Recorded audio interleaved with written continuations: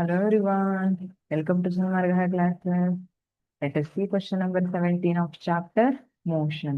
Give example for non-uniform motion. Non-uniform motion ಗೆ example ಅನ್ನ ಕೊಡ್ಲಿಕ್ಕೆ ಹೇಳಿದ್ದಾರೆ. We know that motion is nothing but change of position. Change of position ಅನ್ನ motion ಅಂತ ಕರಿತೀವಿ ಅಲ್ವಾ.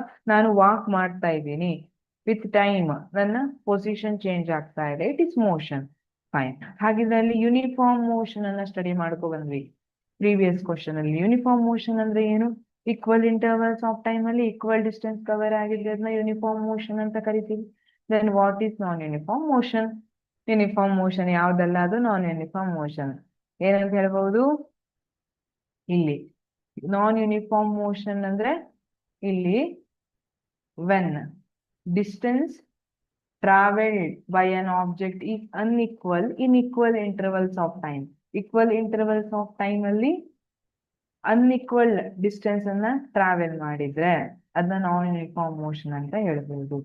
ಅಥವಾ ಉಲ್ಟಾ ಹೇಳ್ಬಹುದು, ಈಕ್ವಲ್ ಇಂಟರ್ವಲ್ ಆಫ್ ಟೈಮ್ ಅಲ್ಲಿ ಅನ್ಇಕ್ವಲ್ ಡಿಸ್ಟೆನ್ಸ್ ಅನ್ನ, ಅಥವಾ ಅನ್ಇಕ್ವಲ್ ಟೈಮ್ ಅಲ್ಲಿ ಈಕ್ವಲ್ ಡಿಸ್ಟೆನ್ಸ್ ಅನ್ನ ಟ್ರಾವೆಲ್ ಮಾಡಿದ್ರೆ ಅದನ್ನ ನಾನ್ ಯೂನಿಫಾರ್ಮ್ ಮೋಷನ್ ಅಂತ ಕರಿಬಹುದು.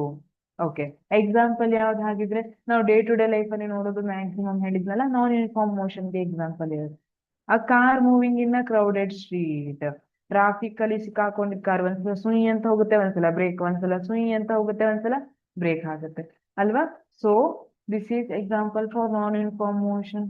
A person jogging in a park.